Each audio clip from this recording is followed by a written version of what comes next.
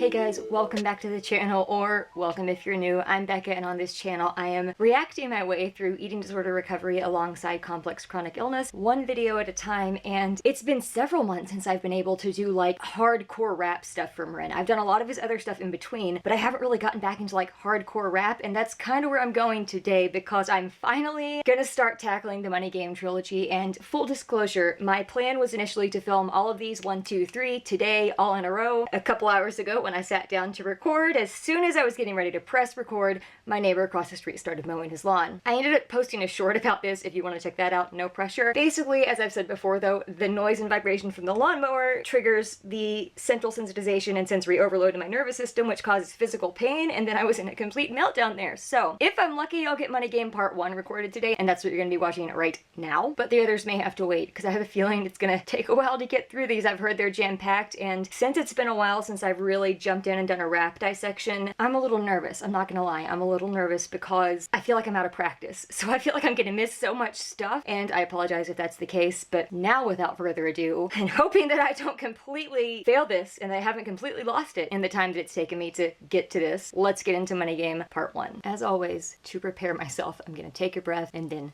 press play. All right, let's see what he's got for us here. Oh God, I'm nervous.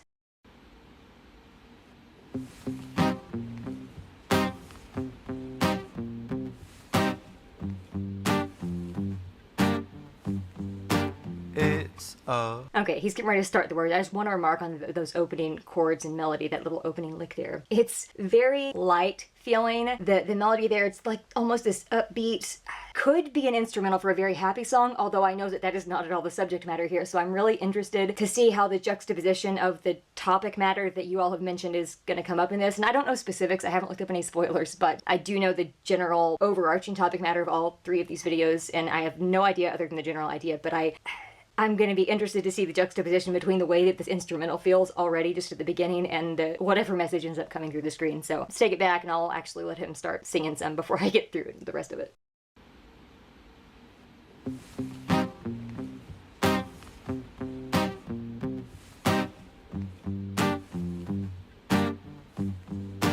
It's a strange time we're living in. War can put fear in. Hierarchy parties, they make us feel inferior. Greed runs through parliament interiors. Devils walk among us, they fit the criteria. Eerie. Okay, oh God. Okay, I just saw what it was going to there, so we'll run it back so I don't miss that transition myself. But of course, I want to go over those first lines there because I just want to kind of set the tone and get a feel for how this is starting off. Before I talk about the lyrics, I want to say that rope imagery there, I'm wondering if this is supposed to be similar rope imagery to chalk outlines or in High Ren, whereas in chalk outlines it said, you know, in the gallows I balanced on my toes so I can breathe, and in High Ren it was, some people know me as hope, some people know me as the voice that you hear when you loosen the noose on the rope. I'm wondering if that is the reason of the rope imagery there, and he was like dragging it along with him, but it was very clearly tangled up in all his hands as well. So I don't know, we're gonna see what it's all about. But those first lines there, I also want to say, I think I thought that these were only rap songs, so he may rap later on, but I did not expect him to be singing, so that was just a nice little surprise that I did not expect. But he says, you know, it's a strange time we're living in,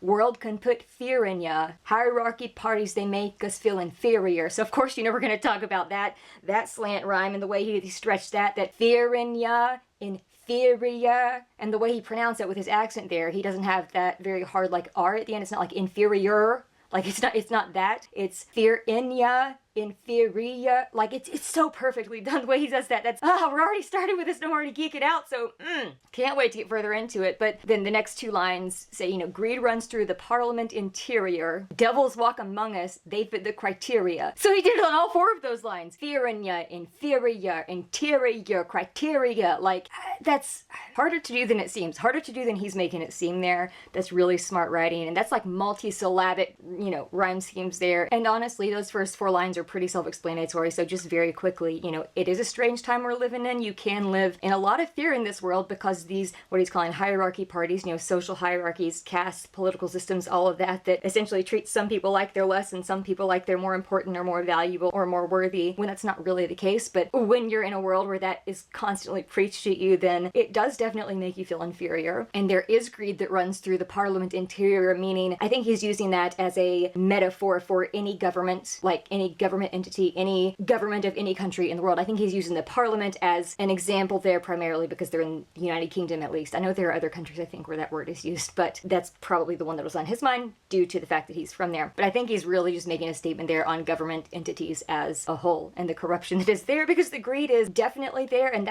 he's gonna make me get on one in this, isn't he? In all three of these, he's gonna make me get on a soapbox, isn't he? We're 4 lines in. A lot of politics is run by greed. It's rarely, if ever nowadays, run or done in the interest of the constituents who vote the people in, who are ultimately motivated by greed and self-importance and ego and I think that the government thing ties into the next line as well. Devils walk among us, they fit the criteria, because it does feel like it's just evil. And the criteria of evil, I'm assuming maybe that's what he's going for there. Just devils can incite fear, incite anger, incite violence, incite hatred, incite inferiority. All of these things, a devil, whether it's Satan himself or whether it's any metaphorical devil or demon that you're dealing with in life, in your life or in the world at large. Oh, they do walk among us. I think he's specifically talking about politicians there, but it could also have some other meanings. To take it back so I don't miss that transition. They make us feel inferior. Greed runs through parliament interiors. Devils walk among us, they fit the criteria. Eerie theory, strife, fearing, weary-minded men when we're clearly living in dictatorships. Okay, we'll take it back again.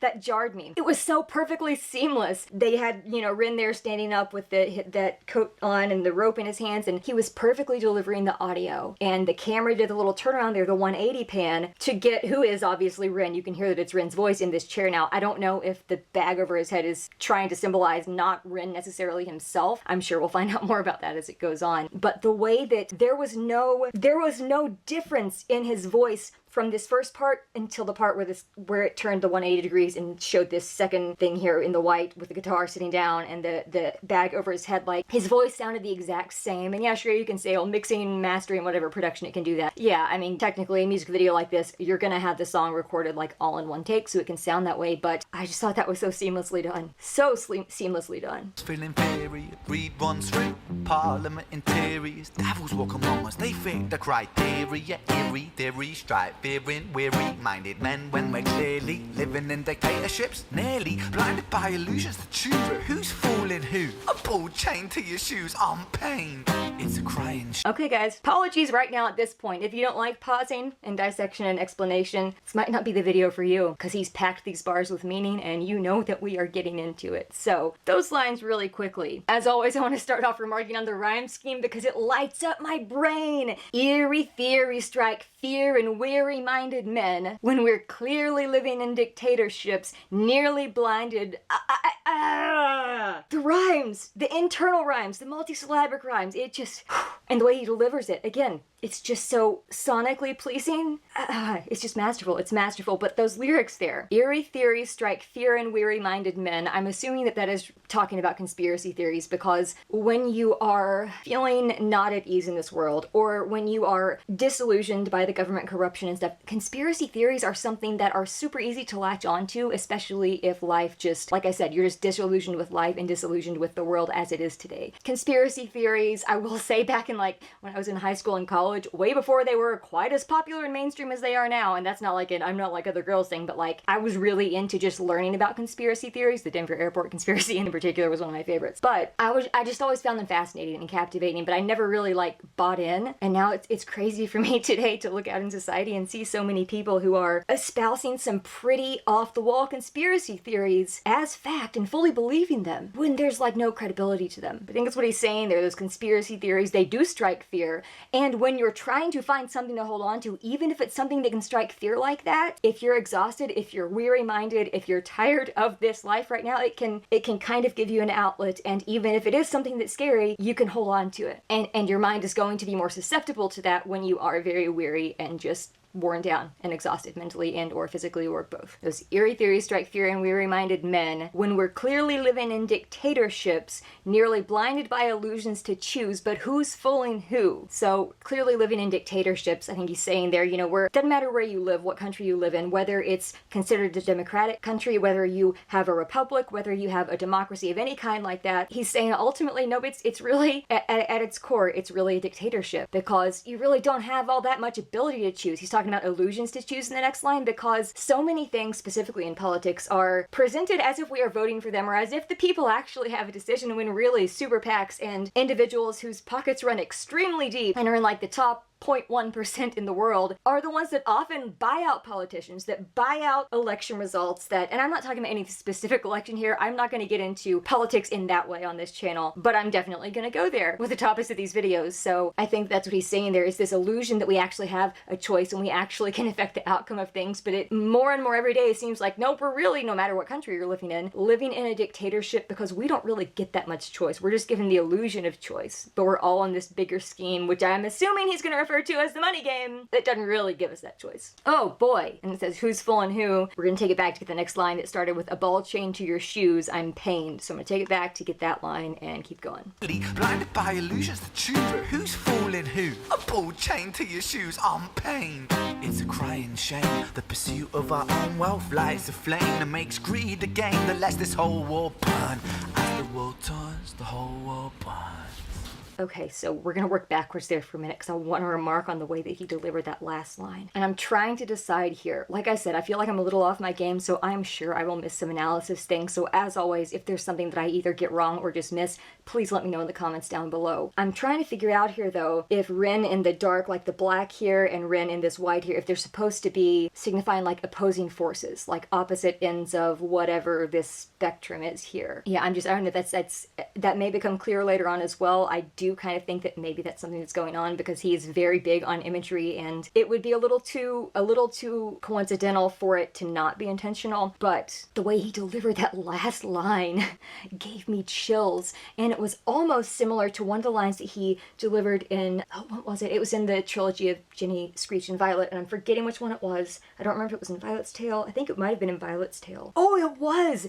Okay, when he was going up, like knocking on the door in Violet's Tale, and he was like, he had this crazy look in his eyes, but the way he delivered the words were very, very calm, very like menacing, but not like screaming loud. And that's what that last little line there, where he was whispering, as the world turns, the whole world burns. And like I said, the way he delivered that, even though it wasn't like super loud in your face, that made it even more sinister. And of course, his facial expressions, as always, are embodying everything he is hoping to get across, because he is a master at facial expressions, at videography, at just interacting with what I'm assuming is himself ultimately. Now, probably someone else is actually in that mask, but it's his voice coming out of both of them. So we'll get more into that symbolism later on, once I can kind of put it together a little bit better. So these lines here that he was saying in that section though, he says, but who's fooling who? A ball chained to your shoes, I'm pained. So ball and chain, something that is keeping you prisoner, something that is holding you back, something that is keeping you down and keeping you locked in whatever state of oppression that you feel like you're living in. And then he goes on to say that I'm pained at the end. So again, I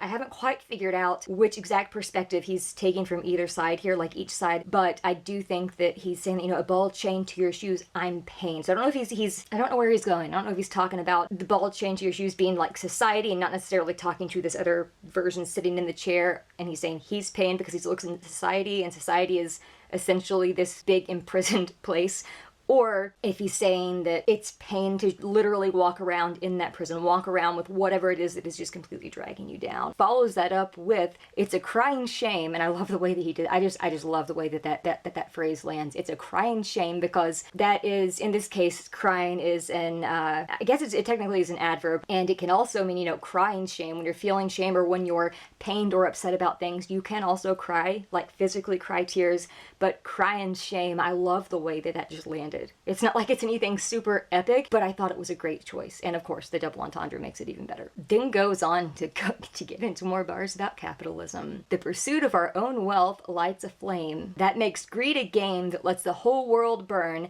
As the world turns, the whole world burns.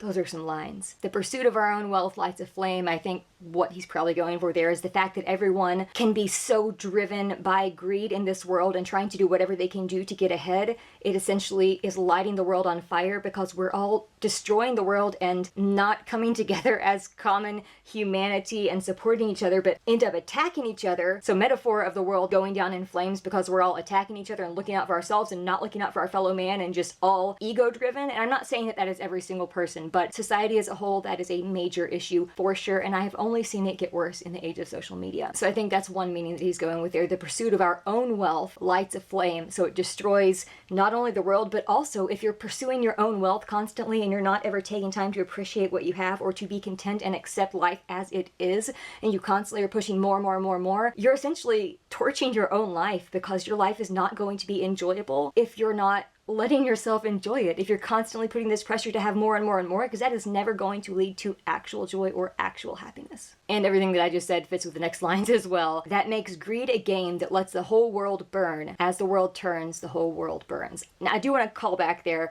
that line, that makes greed a game that lets the whole world burn. He talked about greed in the Parliament interior. So I think that he's also saying there, that makes greed, politics too, a game that lets the whole world burn, because they're all in it for themselves and they don't really actually care about the world and its citizens of Earth. And then as the world turns, the whole world burns. The world continues to turn. The world has never stopped turning. Ever since the world was in existence, it has never stopped physically turning and rotating on its axis. That's also like a phrase that just means, you know, as life goes on, as life continues to unfold, as life happens, as humanity continues to exist, and there's just the world. It is continuing to turn, but as the world is turning, meaning it's always turning, he's saying it's also always burning because of the focus on more, on the focus of greed, on the focus of what can I get from me. And I would also say that there could be some hidden meanings in there to like any of the countless number of large-scale forest fires and brush fires and stuff that have happened worldwide in recent years specifically, because I've seen news about more of those than I can count, and not just here in the US and like out in California, but in other countries as well. So he may be throwing an allusion there to that as well, but I don't think it's anything like one super specific event. All right, let's keep going. Game that lets this whole world burn. As the world turns, the whole world burns. But money was invented for trade, but now those bits of paper twist hearts, make slaves, turns a saint into a sinner, a child into a killer.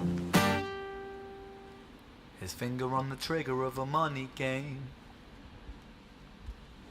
Oh, rain. Okay, he's getting ready to sing, so I'm not gonna miss that. We will get back to that. I've already got chills, and I barely got the very beginning of that word before I paused it there to make sure I don't miss some of this. So let's go over those lines as quickly as we can. It says, but money was invented for trade, but now those bits of paper twists heart make slaves. So I think there's a very obvious allusion there, that second line ending with slaves, the first line ending with trade. I think that slave trade analogy is one that he is working on there, because when that was going on, they're literally humans. They were exchanging money for human lives because they didn't see them as human. They saw them as less than, they saw them as lower, they saw them as inhuman commodities. And that is, I don't have the energy to talk about that right now, because that is a whole other topic, but that's a really powerful imagery, and the way that he incorporated that in across the two lines with those two words on the end of the lines, again, I just think it's masterful. And money was invented for trade. We used to, I'm talking hundreds and hundreds of years ago, it wasn't necessarily like printed money or even coins and stuff that were exchanged for things. Goods and services a lot of times were bartered. Whatever you had, you could use that to change and to trade or exchange things with other people who had what you didn't have, and you had what they didn't have. And then money was invented, and it was invented for trade. It was invented for us to be able to exchange goods and services without necessarily having to do that bartering aspect. But those bits of paper, that money now, all it has ended up doing really is inciting more of that greed, is twisting hearts to evil, twisting hearts to greed, twisting hearts to not being able to appreciate what they have and or show kindness or compassion or empathy to others. And it makes them all slaves to, again, what we're seeing is this money game of life where you feel like you're always having to go, get more. Your video is not skipping. I did repeat each of those 4 times, my bad. But it really does make you a slave to the grind, a slave to hustle culture, a slave to productivity that society will tell you if you're not actively trying to be productive in any given moment, then you're less than yourself. And that you should always keep going and always keep pushing no matter what, when ultimately that could kill you or at least lead to very significant burnout mentally and or physically at any given point in time. The last 2 lines of that section says, turns a saint into a sinner, a child into a killer, his finger on the trigger of a money game. That is a powerful image. And as he was doing in the video there, as he put his arm up there and like he was doing the gun to the head of the one that's sitting down, that is such a, even in today's world with all the violence, all of the like real world violence that I have seen, that's an image. Anytime I see someone in a serious music video, any type of situation like that where they're putting like metaphorical gun with their hand up to their head. And I actually I haven't watched anyone's reaction to this yet because I never like to spoil the songs for myself, but I did see Knox's thumbnail when I was trying to find this music video to press play. It was like one of the first few videos there, and I saw that in the video he had his hand up like that too. And I don't even like doing that on camera because it makes me really uncomfortable, but that just really added a level of like gut-wrenching pain and just uneasiness there. I'm just a little unsettled after seeing that. And with those lines, turns a saint into a sinner, a child into a killer, his finger on the trigger of a money game. I think what he's saying there with saint into a sinner, it can turn someone who is maybe formerly good, empathetic, kind, loving, charitable, you know, whatever other positive thing you want to throw out there. When you get sucked into this money game full of greed and trying to have more, you end up doing some pretty bad things. And even if you don't do things that are like overt crimes, and this is me speaking of someone who is Christian and has that faith, so that's where I'm coming from with what I'm getting ready to say, but even if you're not doing something that is overtly criminal, or even overtly that other people can see, oh, that's evil, it doesn't mean that the constant pursuit of more and the constant pursuit of money and all of that is not keeping you from being able to connect with your faith if you are a person of faith, whatever your faith is. For me, again, I'm a Christian. I do know that there are plenty of Christians I have seen fall prey to the idol of greed, and it has, among many other things in their life that it's destroyed, it has made them feel completely distanced from God, and it has made them, in some cases, content to think that they can do every single thing on their own without any help, and then it just makes them almost abandon their faith. And even if you're not a Christian and have that kind of faith, doing things all on your own and thinking you can do it all is not a recipe for success, because we all need connection of some kind. We all need other humans. We all need human connection.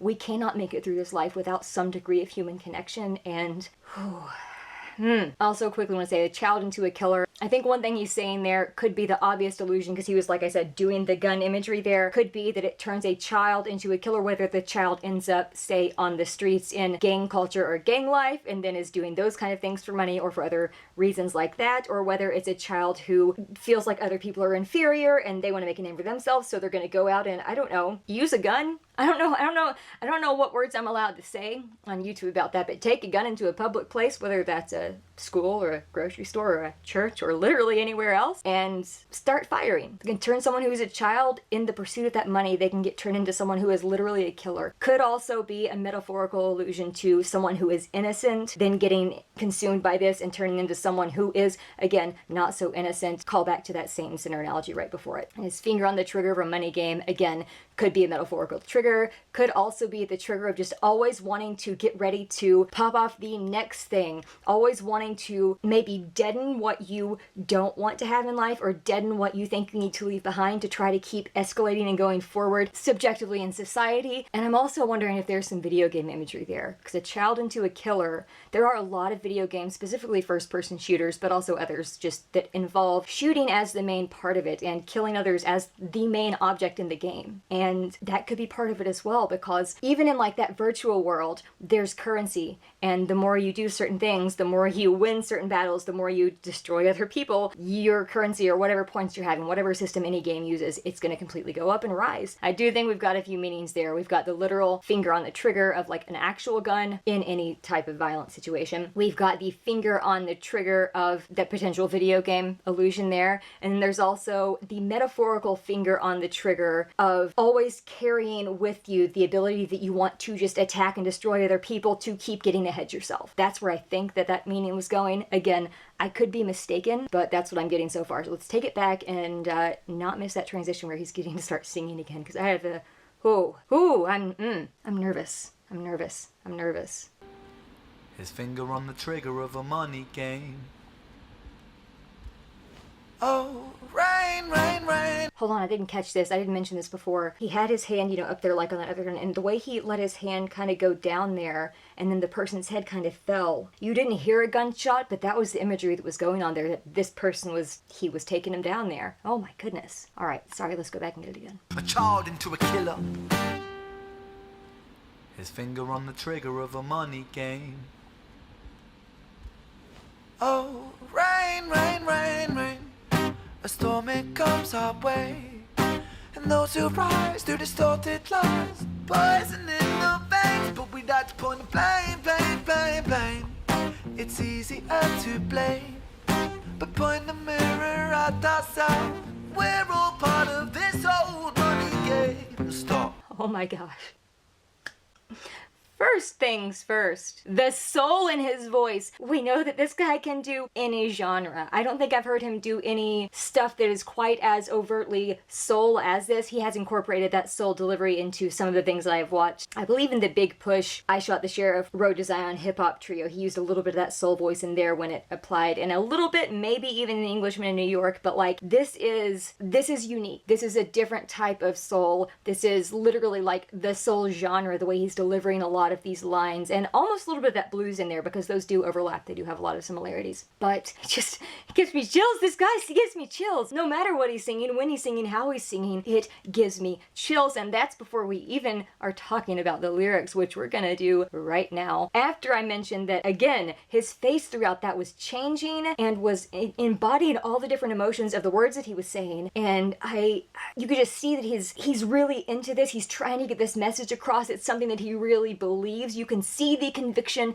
in his face, and that is just something that is, I don't know, to me it just speaks to how genuine he actually is and how much he really means this message, and he's not just making music for money, obviously, but he's making it because it's music that matters and music that he not only loves making, but that has a message that the world needs to hear as well. The lyrics here, though, of that chorus, "Oh, rain, rain, rain, a storm it comes our way, and those who rise through distorted lies, poison in the veins." Okay, so let's talk about those for a second. And that first line, "Oh, rain, rain, rain, a storm it comes our way," that can be a very obvious analogy to actual rain storms coming in like that. Also, though, I'm thinking it could be like, and I could be off, as always, I could be completely off on this, on any of these extra meanings, but like rain, rain, rain, a lot of times money is, depending on the situation, we're talking about it like raining down. If someone has come into a large sum of money, a lot of times it can seem like it is like literally raining down, meaning it is abundant, it's just there, there's plenty of it. But I think that if that is any of the analogy that he's going for here, that next line, "A storm it comes our way," is saying that if that money even starts that free fall like that, it's going to create more chaos and more destruction and more damage and ultimately more death as well. I'm also wondering if he's talking about like the level of society. You know, we talked about politics and the top level like government and stuff, but I wonder if like rain is a homophone there for R-E-I-G-N, for like that type of rain. I'm almost wondering if that's another play on words he's going for there. But rain, rain, rain, a storm it comes our way, and those who rise through distorted lies, so the politicians, the people who are lying to make their way up in the world, not just politicians, but anyone, although he's definitely talking a lot about politics here. They rise and they excel through life between lies and things that they're saying that are completely distorted and that are not exactly what they seem. And they are giving you those illusions of choice and illusions of ability, when really the people who are giving you those illusions of choice are the ones rising through, lying to you, and not only having distorted views themselves, but distorting your perception and view of the world and life. And I like that the line after that, it says "poison in the veins," because he's basically equating this, because it is essentially this greed, this drive for money and this drive for more, he's equating it to a drug that destroys your life. A drug that is poisoning you, that it's poisoning your mind, but it is not only poisoning your mind because it's running deep in your veins, which means it is on the deepest level of you, and it is poisoning your entire being, mind, spirit, body, soul, whatever other capacity. The greed, the constant drive for more, the constant me, that is going to only poison you and destroy you. And I love that imagery there. It's so powerful with the poison in our veins, because that's obviously a very common phrase that is used when you're talking about someone who is using drugs, and drugs are extremely powerful and they're extremely addictive. And the drive to continue to get more and the constant push for money is also extremely addictive. And I like that he pointed out, but we like to point the blame, because it's easier to blame, because that's true. And I'll say, you know, I'm going off on this stuff in here on my own based on the commentary he's giving with the lyrics here. There have been times in my life where, you know, I have had the thought, if I could only achieve XYZ, then this particular thing might be better. And I've been pretty good, I will say, at shutting that down, especially at this point in my life. But I say that as an illustration to say that even the people who, and I'm not calling myself this, but even the people in the world who are the most empathetic, who are the most kind-hearted, who are the most charitable and wanting to do good, they can be prone to getting caught up in this, because it is just part of our human nature that we can fall prey and get consumed by this kind of thing. And it is so much easier to blame everybody else. But then he goes on to say, but point the mirror at ourselves. We're all part of this old money game. So it's kind of what I was saying there. I'm not painting myself as someone who is not susceptible to this as well. I think if you know that you could be susceptible to it, then you're already ahead of a lot of people who have already gotten completely consumed by it, because you can then be aware and actively not do that. But no one is immune. No one is immune from the effects of it, whether you're actively chasing stuff yourself or whether you are literally just being affected by other people who are doing that, and the decisions and the things in government and the things in the world that happen as a result of those decisions that you didn't really have any choice in. You didn't really decide to be in this game. Even if you're not trying to get the money, trying to chase the greed for yourself, trying to get that ego boost, you can fall prey to feeling inferior again because of the people who are and the things that happen as a result of their actions and what they do and say in the world. But I like that he's saying that they're,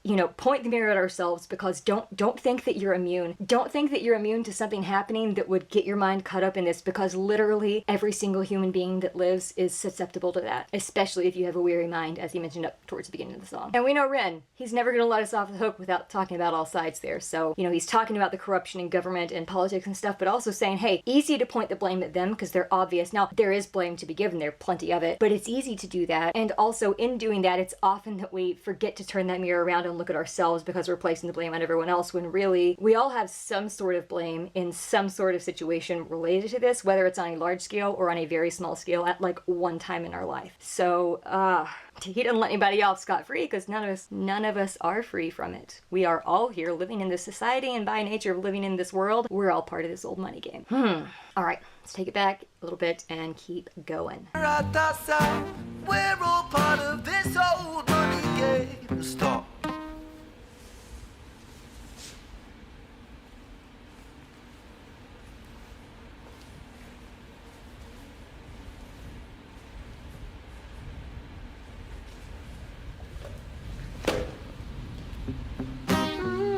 Okay, that got me there. Didn't know that smack was coming. Didn't know that was going to happen. So that jarred me, obviously, very physically. But I want to, again, before he continues to sing, I did not know that this amazing cinematography was going to happen there, where as he finished delivering that first line, we're all part of this old money game, part of the music, he literally said on beat there, he's like, stop. And then you heard the music stop. And then it was just dead silence there for a while. And then you saw the Ren that is in the black here. I'm almost wondering if that's supposed to signify like the Grim Reaper, or if it's just supposed to be like the black heart of capitalism. I don't know if that's what the black that he's wearing symbolizes, but that Ren who's got the black on there, walking around very slowly, as it's completely silent, because he did that stop and the music stopped. So I think he's also symbolizing like he's the puppet master here. He was able to say when to stop, and then as he was walking back around, he picked what looks like these gloves up from the back of this chairs where it looked like he came from. He may have pulled them out of his pocket, but I think it looked like he took them off the back of this chair, and he just smacked the person sitting down with the guitar with them. As that happened, and I kind of flinched like that, I saw the person with the guitar had a little flinch like that, but also,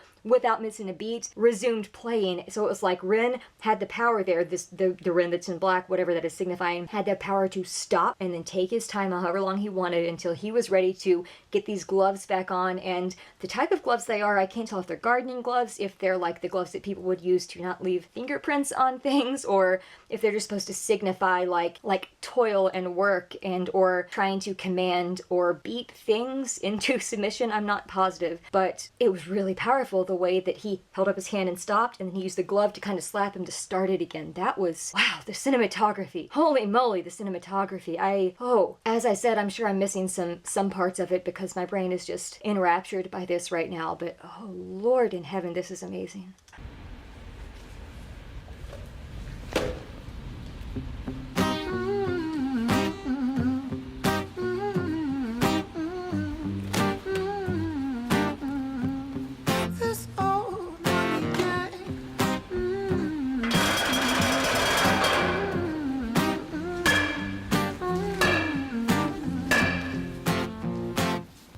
I'm really nervous right now. I'm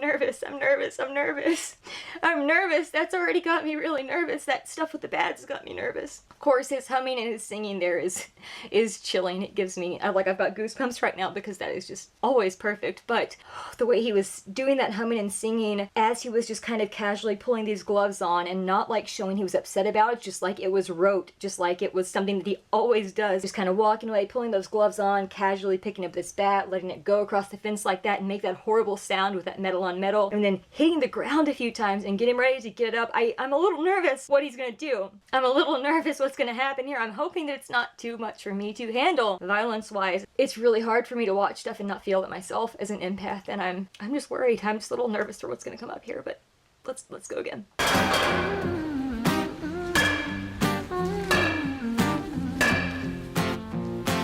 Dear Mr. President, it's evident that everyone's a resident of fear when they support these ideas to keep us separate, when they make us believe that everybody is coming to terrorize you in the streets. They say badly through gritted teeth, that's my right to hate, that's freedom of speech.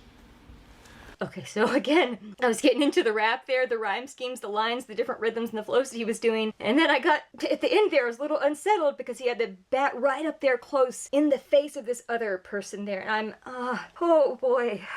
Let's go over those lines though, because that imagery, that bat is just making me so daggone nervous. So let's go over the lines, some of the rhymes. Didn't mean to make that line myself rhyme, but it is what it is. I hate that phrase. I'm so sick of saying it. I've said it like 4 times in the past week, but it is? Anyway, the lines there, of course, I want to remark on the masterful use of multisyllabic rhymes, and not just like end rhymes, but multisyllabic internal rhymes throughout the entire stanza, throughout the entire verse, throughout all of those lines. It's just the way that he carries the multisyllabic rhyme pattern throughout, even when he's switching up the flow, is just so freaking good. Because we've got, "Dear Mr. President, it's evident that everyone's..."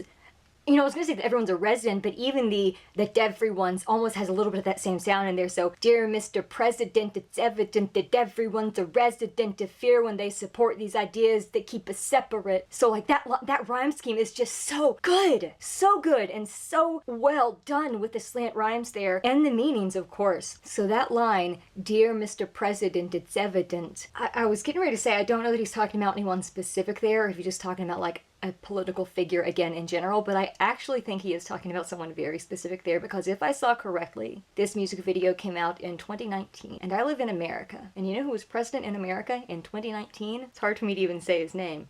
Donald was president in 2019. I think that's who he's targeting this at. "Dear Mr. President, it's evident that everyone's a resident of fear." So, like, I can't even... I said I wasn't going to get into specific politics, and now he's making me do it, because he literally put him in this. Ren is braver than I am. But you know what? Sometimes politics aren't really politics, they're just a matter of common human decency. So we're getting into it, hot dang it. So, like, it's evident that everyone's a resident of fear when they support these ideas that keep us separate. So he was, like, the most divisive president that we have had, at least in recent years, and he sowed so much division and hate and just pitting people against each other in this country. That's essentially, like, we lived through at least 4 years of that, and he's still trying to do it. With everything that's happened since, he's been gone for 3 years now? For 2 years, really. He's been gone for over 2 years now, as far as not being in office, and he's still trying to do that. He is still trying to sow that discord, to sow that discontent, that hatred, that anger towards everyone else that just divides and divides and divides. And when that does happen, it's because people are residents of fear, no matter what country you're living in, but specifically if you're here in the United States, but also, like, not sure the world was super fond of us or super at ease during those years either. So he's saying, you know, everyone's a resident of fear when they support the ideas. So, like, the people specifically that support those ideas of hate, those ideas that he constantly promoted and purported, a lot of the people, I think what we're going to say in here, a lot of the people who got suckered into that and following him call back to that weary mind up in the first verse there. But also, like, a lot of people will latch on and do something because they're scared of what they don't know. They're scared that they don't know what to do if there's this bigger move, and it gives them this sense of power and ego and self-importance and mine. Like, there's a good chance they're going to succumb to that. There's a good chance that their fear of not having those things is going to get them to jump into whatever movement is going on that promises those things, even though also that's not going to deliver. The chase itself is never going to deliver. Getting involved in any bigger political movement like that sows division is also not going to deliver the type of happiness and joy and peace and freedom that you are told and sold that it's going to deliver. It just doesn't happen that way. In the next lines there, he's saying, "When they make us believe that everybody is coming to terrorize you in the streets, they say proudly through gritted teeth, 'It's my right to hate.' That's freedom of speech." Oh, Ren! Oh, Ren! Yes, sir! Whew! I can't. Dude, I told you I wasn't gonna get into politics, and he's making me. But I'm not mad about it, because it's a conversation I think we all need to have at some point. And I think that that's a very obvious allusion there. He's talking about the ideas that he purported that the people who followed him and honestly idolized him as kind of a god, which is ironic because they're all the people who claim Christianity but are not acting with actual Christian values and the lessons and the values that Jesus taught and lived out himself. Like, those a lot of times seem to be discarded. Yet they're all the ones that are claiming they live Christian values, and they're engaging in all of this hate and all of this stuff that is just not that. It's not those values whatsoever. And when they follow those ideas that are full of hate, that are full of division, that are full of conspiracy and fear, then you're prone to believe whatever the person that's leading this movement is going to tell you. And he very often threw it out there. He was always like, oh, Black Lives Matter, BLM, they're going to all be terrorizing your streets. That's all. They just want to terror. And I'm not making a statement on Black Lives Matter. It has some issues, just like every social justice movement has issues, including the ones that I support completely. So I'm like, I'm not making a statement on that. But that is what he always used. That and Antifa. And I might get flagged by YouTube for saying these words in a video. He was always telling people, if you don't stand your ground, if you don't have your guns, they're all going to come to try and terrorize your neighborhood and take your guns from you, and you can hate them, you can say whatever the heck you want because you have freedom of speech. Doesn't matter if it's a genuinely kind human thing, doesn't matter if you're saying something horrible about someone that is completely and categorically untrue. Doesn't matter. You have the right because it's freedom of speech, when that's not why freedom of speech became a thing, period. And that is the excuse that is so often used for people saying and engaging in such harmful conversations, such painful, horrible diatribes and beliefs and actions, and that fear is constantly stoked from, again, the leader of this movement. And I like that imagery says, you know, they say proudly through gritted teeth, so that's showing like hatred, the gritted teeth, the anger, the hatred, not even going to proclaim it proudly through a loud open mouth or speech like that, but just always keeping that tension, keeping that hatred, and just saying, I'm proud, I hate you, freedom of speech, and like the intensity that image conveys alone, that they say proudly through gritted teeth, that is so powerful. Oh my gosh, that's powerful. Whew. I also love the flow switch that he did here, where it goes, when they make us believe that everybody is coming to terrorize you in the streets, like that rhythm, that flow is just so it's just so smooth, and it's so intricate and so good and so in the pocket that like I almost didn't want to pause it, but I knew if I didn't pause it then I would forget to remark on it. So okay, let's take it back again. I'm loving this flow switch. We'll go back and keep it running.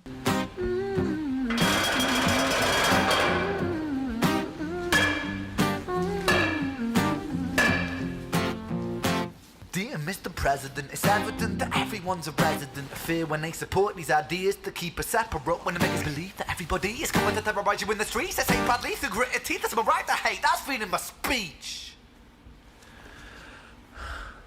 But when did freedom become a reason to hate, a way to justify a racist slur or insult we make? There's an irony in freedom, cause us in the West, we have pillaged and plundered and murdered like savages, colonized all of the rest. That's called hypocrisy. Preach. I was gonna let him go more, but nope, then he went on that line there with that flow and that rhythm, and we're talking about those lines before we go on. You know how we do it here. That's kind of how we run things. I also quickly want to point out that the section with the bat there, when he was doing it on the ground specifically, it's like it was an extra instrument here. It was part of the beat. It was right on beat on that each 3 times that he hits it there, it's on the beat. So it's like its own instrument as well, along with the guitar here. I just think that's so well done and so cool. Dear Mr. President, it's evident that everyone's a resident of fear when they support these ideas to I just realized he was doing a sarcastic salute there. I didn't see that the first time. All right, sorry, we'll keep going. is to keep us separate, when they make us believe that everybody is coming to terrorize you in the streets. They say badly through gritted teeth, that's my right to hate, that's freedom of speech. But when did freedom become a reason to hate, a way to justify a racist slur or insult we make? There's an irony in freedom, cause us in the West, we have pillaged and plundered and murdered like savages, colonized all of the rest. That's called hypocrisy. Preach. Okay, had to pause it again to get that line, to get my head wrapped around that rhythm.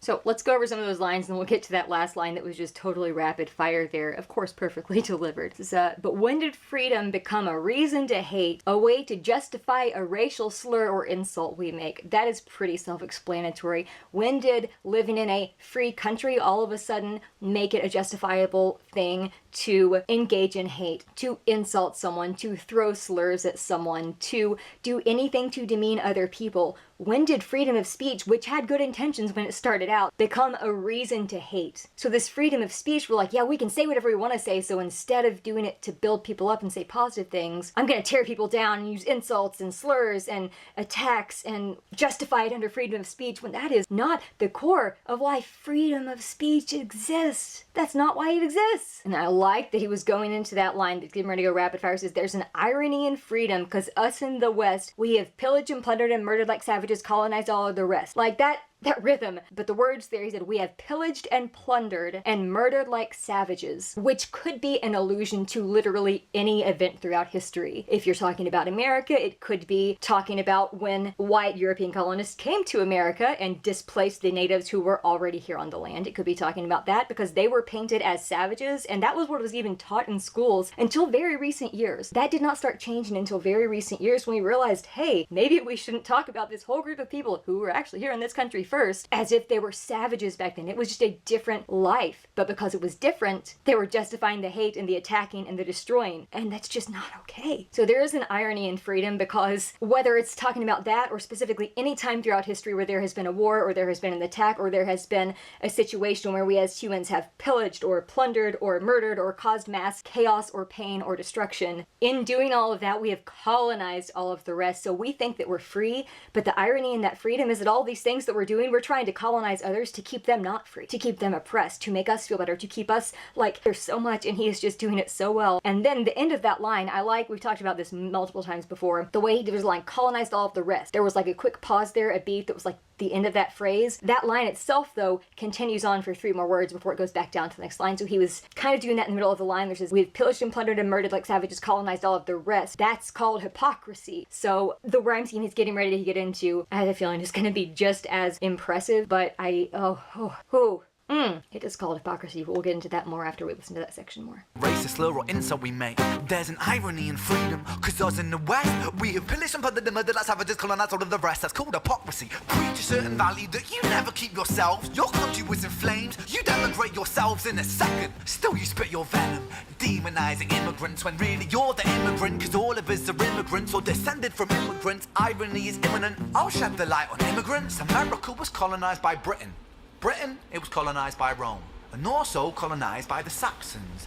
They were German, by the way. You know how people throw shade upon the Germans because of history's pain, and yet we made the same mistakes all again. Demonize. Okay, we'll go back again, as always, get the transition, but I want to talk about some of this before I lose track of what he's been saying. He was talking about, pillaged and plundered and murdered like savages, colonized all of the rest. That's called hypocrisy, the words he's saying there. Preach a certain value that you'd never keep yourselves. If your country was in flames, you'd immigrate yourselves in a second. Still you spit your venom, demonizing immigrants when really you're an immigrant, because all of us are immigrants or descended from immigrants. The irony is imminent. I'll shed light on immigrants. So we'll get into what he was going there with the history in just a second, but I want to talk about those lines. They're again, pretty obvious and self-explanatory, so there's not a whole lot of super double, triple, quadruple entendres there, but you're preaching these value to these other people groups, to these other societies, to these other people that you are deeming are lower than you, even though you're not sticking to those values or that message yourself, because you think that you know better and you know best, and that if they're not doing exactly what you think they should do, even if you're not doing what you think you should do, that's hypocrisy, and it doesn't do you any favors. And I like that he went on the next train of thought. He's, if your country was in flames, you'd immigrate yourselves in a second. True, because it's easy to, again, point the blame,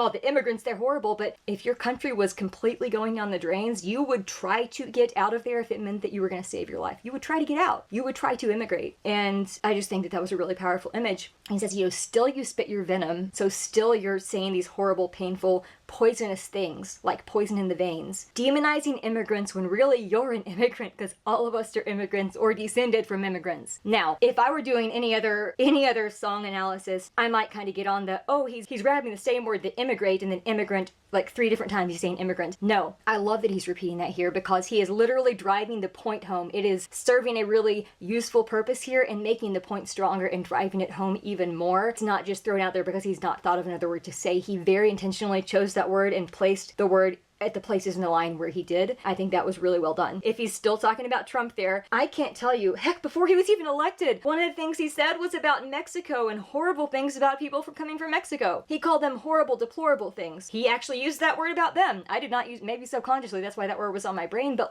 he didn't just stop with them. It was any type of immigration scenario, but he was constantly going on the offensive about, we gotta build up our borders, we gotta build the wall, we gotta keep everybody else out to our country because we're the best. And I'm thinking, he was an immigrant, because as Ren pointed out, we're all either immigrants directly or we're descended from them, especially if we're living here in the West. And he just went through the whole line of things there. I'm not going to go through the history of every single thing he ended up listing off there, because he covered it pretty well. And it's very, very clear. But the irony is imminent, because you're hating on these immigrants, but honestly, someone like Trump, or literally anybody else who is living in the Western world, America or elsewhere, got there without some person in their past being an immigrant to come to this land. We are all ultimately immigrants. If you want to go all the way back to Garden of Eden, to Adam and and Eve, which I'm not going to get into a whole lot of theology here right now, but like technically every single person that lived other than that were immigrants. Technically, we're all immigrants because if that's where we all started, if that is something you believe, if that is part of your faith, as it is mine, then we're all immigrants by nature. But I mean, even just within like the past few hundred years, you don't get to a new country if someone in your bloodline did not immigrate to that new country. Period. Point blank. And I like that his next line followed up, the irony is imminent, I'll shed the light on immigrants. So the irony is imminent, meaning it's getting ready to come, it's about to happen, and he's in that same line saying, you know, it's imminent, it's coming, and I'm going to shed the light on immigrants, so that's what's coming. And he goes to that list there. America was colonized by Britain. Britain, it was colonized by Rome, and also colonized by the Saxons. They were German, by the way. You know how people throw shade upon the Germans because of history's pain, so that right there being a very obvious call out to the Holocaust. One of the most horrible, atrocious events in human history. Genocide is what that was, and it was something that came about as a result of, once again, another dictator type person, no, straight up a dictator, elevating himself and people who looked like him above other people who did not and who had different beliefs. But I like where Ren goes with this because he's saying, you know how people throwed shade upon the Germans because of history's pain, because of the Holocaust, how we're a lot of times saying bad things about that. In a lot of ways, people may even have misconceptions about Germany as it exists today as a result of that. He's pointing out in the next line, and yet we make the same mistakes all again because history repeats itself. Maybe not in the same country, maybe not by the same name, maybe not by the same movement, maybe not by the hand of the same dictator, but history repeats itself if humans don't actively make sure it doesn't happen. And we make the same mistakes all again. Let's take it back and let that keep going. You know how people throw shade upon the Germans because of history's pain, and yet we make the same mistakes all again. Demonize a whole people, Jewish or Muslim, the same and the same. Old situations play on repeat, the same old TV shows repeat, yeah, we worship the bleak. Our opinions are our own and we follow like sheep. There's no left, there's no right, in the middle we sleep. Rain, rain, rain, rain, a storm it comes our way, and those who rise through distorted lies, poison in the veins, but we'd like to point the blame, blame, blame, blame. It's easier to blame, but point the mirror at ourselves. We're all part of this whole money game.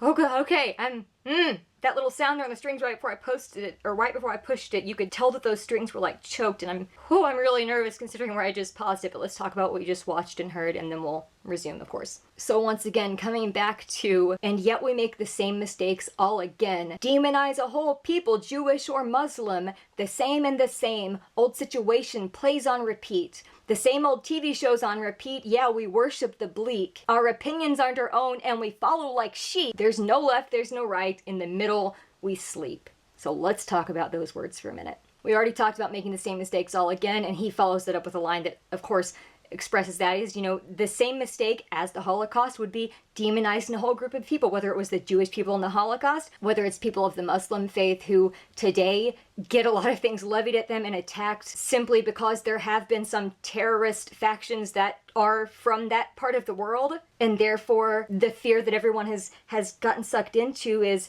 attributing everyone who follows that faith and that belief system as this evil terrorist person, and that is just, again, so not true. Humans are humans. Humans are humans. Demonizing people because they're different, because terror has been done by selected groups, demonizing a whole group of people on that, demonizing a whole geographic region, demonizing a whole ethnicity or race or religion or literally anything else like that, it's all the same because it's all you thinking you're better. It's all putting yourself on a higher pedestal thinking that you're better and looking down on anyone who's not. And it's easier to point the blame than it is to try to, have a conversation with the Muslim man or woman who is there with you if you're a Christian or you're Jewish or you have any other faith whatsoever. Not to villainize them and automatically assume and demonize things, but how about you have a conversation? How about you try to understand each other's points of view? How about you try to show some empathy and understanding instead of just demonizing, because all that does is drive a wedge through every single person against person, and also it's going to drive a wedge in your soul because you cannot live a life that is long and vibrant and joyful when you're living in hatred. Like he's saying there, it's the same and the same. The old situation plays on repeat. The same old TV shows repeat. Yeah, we worship the bleep. I think what he's saying there is alluding to, specifically in this era of syndication, the shows that played decades ago are still repeating and on the air today, and we're still watching them and we still enjoy them. I'll say for myself, Friends specifically, I have watched the entire series from episode 1 till the very last episode, including this special that came out a year or two ago on HBO Max. Including that, in the past 3.5 years, I've watched that no less than 25 times all the way through. That's just the past few years. So even myself, that's my go-to comfort show, so I like almost always have it on in the background. But I think a bigger meaning here could be shows. Friends, for instance, is one where it catches a lot of flack for certain storylines and certain things that they did in that show, certain action they took, certain plot-driven devices that they used, and it does deserve that criticism, but we still are able to enjoy it. And even the things that are the same and repetitious and things that we know and things that maybe don't necessarily hold up to today's standards, we still find a way to worship them, find a way to idolize them, find a way to hold them up as something that's important, even if it is literally just the same thing on repeat. And it's also like kind of life we're living. The disasters that we see, the hate that we see, it just continually plays on repeat over and over again from generation to generation. And of course, the ending of that part there, he says, our opinions aren't our own and we follow like sheep. There's no left, there's no right, in the middle we sleep. So opinions and sheep following like that is something that I'm sure most of you who are watching this are familiar, because that is an analogy that is often used in the political arena or levied at anyone who doesn't agree with you, because you're like, oh, you're believing this over here? Well, you're a sheep, you're not thinking for yourself. I'm the one following the right way, when really you're buying into one other person too, and you're essentially being just as much of a sheep here, and you're not forming your own ideas. That's what that's meaning there. You're being a sheep, not forming your own ideas, following the crowd, following the flock, no matter if the leader's good or not. And there's no left, there's no right, in the middle we sleep. And I think obviously that's the political left and right there, no matter what country you're in, no matter what the names of the parties are. If there's no left and there's no right, in the middle we sleep. In the middle's where we can find the peace to sleep, maybe that's what he's going for there. Not on the sides, but in the middle, we can find a little bit of that solace, a little bit of that rest, or a little bit more sinister. In the middle of those, maybe we're not on either of those extreme sides, but we've become a victim to a society that is, and we feel like we're almost just like walking dead, like we're dead in our tracks, sleeping. Editing Becca here. Spoiler alert, if you have not seen the Tales trilogy yet, skip the next 10 seconds. Sort of like Jenny in Tale of Jenny, where they use that analogy for sleeping when she was killed by Screech. That could be another meaning there. There's no left, there's no right. In the middle we sleep. So we could either be in the middle here, not letting ourselves go to either side. That's where we can find rest. We can be at peace enough to actually sleep and be restored. Or it's having the exact opposite meaning and saying, if we can't pick a side and then have whatever side that is accept us, we're just like, we're basically dead in the water in the middle. And I'm not sure which way that's going, so I wanted to point out both sides. It could go either way. I think it's most likely probably the first way, but I'm not positive, so I wanted to say in both there. Yeah, we worship the bleep. Our opinions aren't our own and we follow like sheep. There's no left, there's no right, in the middle we sleep. Rain, rain, rain, rain, a storm it comes our way. And those who rise through distorted lies, poison in the veins, but we... Okay, I love his theatrics here. I didn't point this out when he first grabbed the bat earlier, but when he grabbed it earlier and he was walking over to the one in the chair, he was like illustrating, going to the left and right with the bat there, which followed along to the lyrics he was saying. Like, it went so well with them. I love the way he is being so theatrical and, again, acting out here. He uses any space he's in so well, but he is also just so good at physically using his body to exemplify the emotion and the story that he is trying to communicate and share here. I love the way that he's like almost dancing there with that bat as he's walking to go set the bat down there. He was like going up to the side there, pausing for a split second, going back to the other side there, pausing for a split second. It was just so physically masterfully done, and I like that he's putting the bat down here because, like I said, I was getting nervous when he got it out there. I was nervous he was going to start like railing on the person in the chair there. Thankfully he didn't. He's going to put it down here, and I'm glad because, as I said, the bat was making me nervous. But I love the way he is essentially dancing through this chorus, and each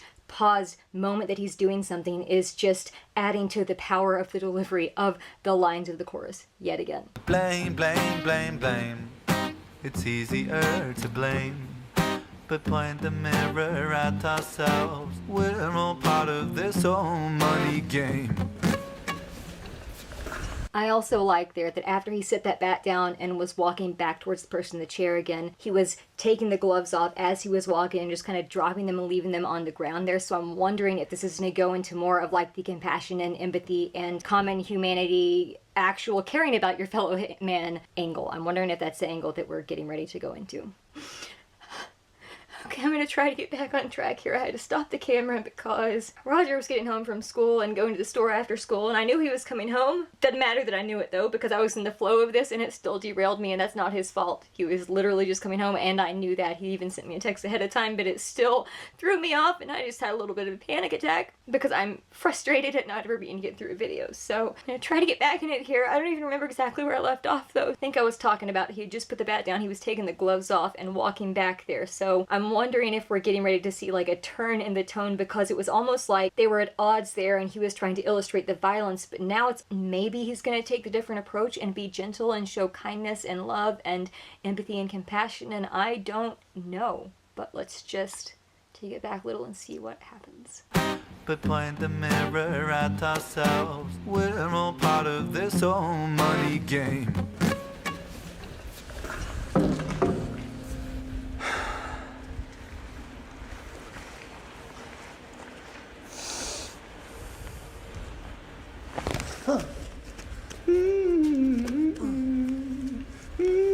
Okay, hold on, no, I don't think that this is going the way I thought. I think it's getting even more violent. Holy crap. Lots of stuff going on here just in this short, 10 to 15 seconds.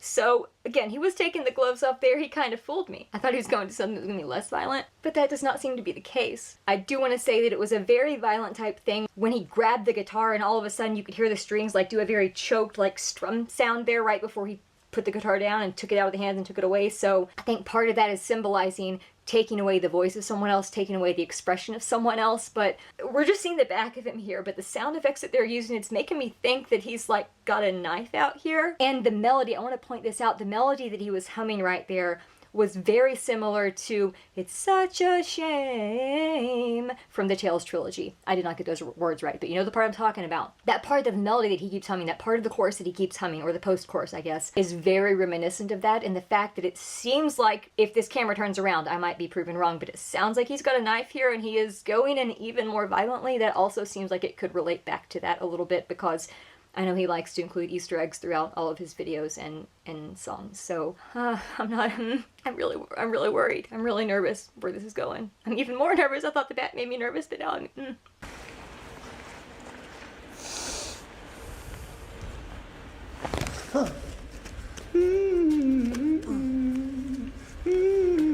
And he's doing this violent thing while he's humming that, and it just, oh, that juxtaposition. I told you the juxtaposition in one way or another was going to take me out. And here we are.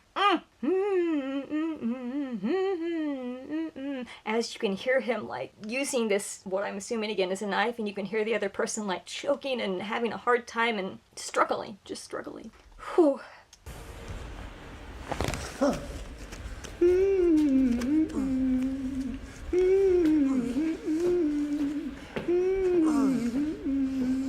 Oh wait, okay, no, I don't think he's using a knife. I think he's untying the bag. The way he was just moving his hands around, maybe that's what's happening. Oh, I hope that's what's happening. I hope it's not anything more violent than that. This whole money game.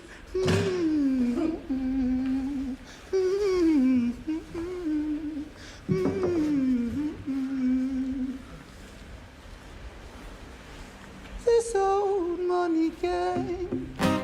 Okay, it was neither. It was neither. It wasn't a knife. Although even though I thought that maybe it had turned into like him untying the rope, it wasn't a knife. It wasn't him untying the rope either. Did he draw those eyes on here? Or did he actually scratch those out with something? Maybe if he gets closer we'll be able to see, but that did not go where I thought it was gonna go. I was way prepared for something more gruesome to happen after the sound effects they were kind of using, but oh yeah. I'm trying to decipher this symbolism. Let's just watch a little bit more, and I'll just keep thinking about it. But it's because there's a lot going on here. I will come back to it. I want to give it a minute to kind of simmer first, so I don't just keep talking and then say something completely off track. But have the guy's feet been tied up this whole time like that too? I know the rope's been around his neck. Okay, his feet have also been tied up like that. I haven't noticed that until right now. So he's like really tied up. So he still is tied up and still is part of this money game. And he's now got these eyes drawn on him. I'm wondering if that's supposed to signify like that blank face there, that bag with the eyes on it. There's a human in there, but essentially there's all this like uniformity. There's all this not individuality. I don't know if that's where he's going to be going with this or not. Let's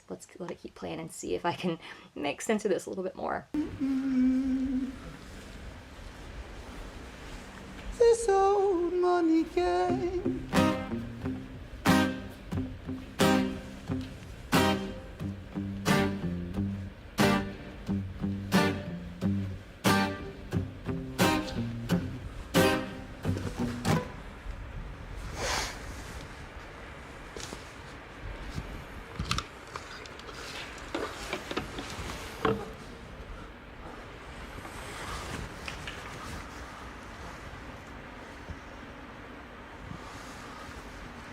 Okay, so he just poured kerosene or gasoline on this person. So I have to call back to the earlier lines where he's talking about, you know, the greed is going to make the world go up in flames. As the world turns, the whole world burns. We're getting some of that fire imagery now here. It looks like maybe he's going to set this person with the mask in the chair, set him physically on fire since he literally just doused him in gasoline. It did look like it was a big black permanent marker that had drawn the eyes on this, so again, I'm having trouble figuring out exactly what that is unless it's just trying to signify humanity, like I said, as a whole. Maybe I think I'm off on that though. But that gasoline was, that was powerful, especially since he used that imagery about flames earlier on in the song. And the way that this is done, the way that he's just, that the guy in the mask is slowly turning his head up, and with those eyes drawn on him, you can almost see him like looking. And Ren is just slowly, deliberately, the Ren in black here, unscrewing the lid to that gasoline and then getting ready to pour it on. And I love the way they did the cinematography. They panned the camera up so you could only see the gasoline can, you didn't see the person down below. So again, just points for artistry there. But the emotion of this person with just these drawn on eyes, looking up at the Ren in black there as he's getting ready to pour this on him, it's just, oh, it's bone chilling. It's bone chilling. You can tell that Ren here, this Ren in black, seemed, at the end of that, as he's starting to walk away, you could see on his face, he just seems exhausted and worn down and almost like he's a cog in this bigger machine. Maybe he doesn't even really want to be doing this torturing, doing this violence, doing this destruction, whatever it is, but he feels like that's what he has to do and he's exhausted from having to do it, or maybe just exhausted from living in this world. But there is so much emotion on his face right there. Man. Like he's like, oh no, not again.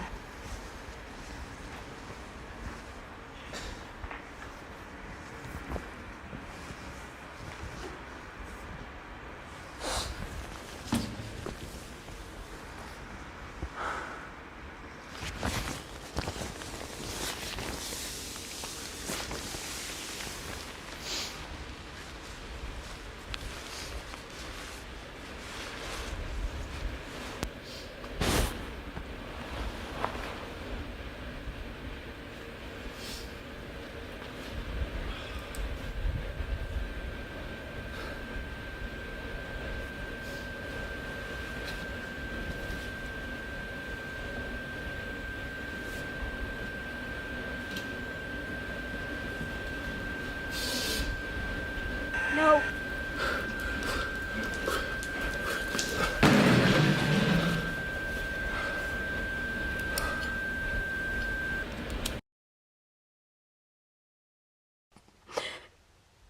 I'm having trouble breathing right now. Whoa. I'm having trouble breathing right now. That was a twist I was not expecting. Until the very end where I could tell what he's doing the last like 5 seconds there, I was not expecting that twist. Holy crap. I didn't want to pause it during any of that because, oh my gosh, that was powerful. And I just want to talk about here. You can hear the emotion and the pain and the distress and the panic and the just difficult emotions are going on because you can hear it even in the way he's breathing. He's being so intentional as he has before with the way he's incorporating the breath, and you can feel the heaviness of the moment because you can hear him just like breathing, almost like I do before I start recording these. And oh my goodness. Then he was just, you know, taking this off, slowly removing all of it, slowly removing this thing, just standing there and just being like, hey, I'm right here. What I'm thinking in that is he's talking, you know, maybe this is a callback to the we turn the mirror on ourselves, because we all have a little part to play in the blame game here, in the money game. And he literally is flipping this around to, instead of pouring kerosene and lighting the other person on fire, he's getting ready to torch himself. Now, I love the fact that the video just went off right as he sparked that lighter, because it kind of leaves it open-ended, so you can imagine what's going on. Of course, he's also making his intentions very clear here with this imagery at the end, but oh my goodness, oh my goodness. I definitely think that that imagery there at the end was him being the living illustration of turning the mirror on himself and wanting to burn away the parts of him that maybe have at different points gotten sucked into this money game or gotten sucked into this rat race of capitalism and greed, and that's not what drives his life, and we know that based on the things that he shares, the actions he does, and the art that he creates. But I also think that it's very easy, like we said earlier, for anyone at any point in time, depending on what life circumstances are, to get caught up in all this, to get wrapped up in all of this. And once you are aware that that's what's happening and you recognize it for what it is, a lot of times you almost do kind of just want to torch your own life because you don't want to contribute to this, or you don't think you're ever going to reach the place you're going to reach, so you're just trying to destroy everything you've already done, or you're trying to just completely destroy yourself and then as a result of that cause mass chaos and damage and destruction to others that are in your vicinity, whether metaphorically or very literally. That one's probably a little bit of a stretch, but it just came to mind, so of course I was saying it. But oh buddy Ren, I was not ready for that. Not ready for that. I think at one point during that I literally said no, because I didn't want him to do it. I didn't want Ren that I was seeing there. I didn't want him to do that. It was hard to see. As I said, I'm an empath. It's hard to watch anything that's difficult or violent or dark without feeling those things and without feeling that pain. And I was really not wanting him to do that, but I'm glad that he did, because it drove home the message of the song, and also illustrates that Ren does not put himself up there in this upper echelon above anyone else saying that he is immune to this and everybody else is susceptible to it. No, he's saying, I'm right there too, and if I'm gonna be part of this too, I would rather torch myself and wipe myself out than to continue contributing to this type of greed and ego-driven world. I think that might be where he's going with that. Again, please, if I have completely missed it or there are other things that you've noticed, let me know in the comments down below. That was Money Game Part 1, and that took me about an hour and a half to record. I have no idea how long this is going to be by the time you're seeing it, but I know that Money Game Part 3 that just came out yesterday is over 9 minutes long, so that's going to probably be an even longer video, but we got to do Part 2 in between. So here was Money Game Part 1. Hopefully I'll get to Part 2 soon. I'm not sure exactly what video is going to come after this, but whatever it is, I appreciate you. Please take care of yourselves, and I'll see you in the next one.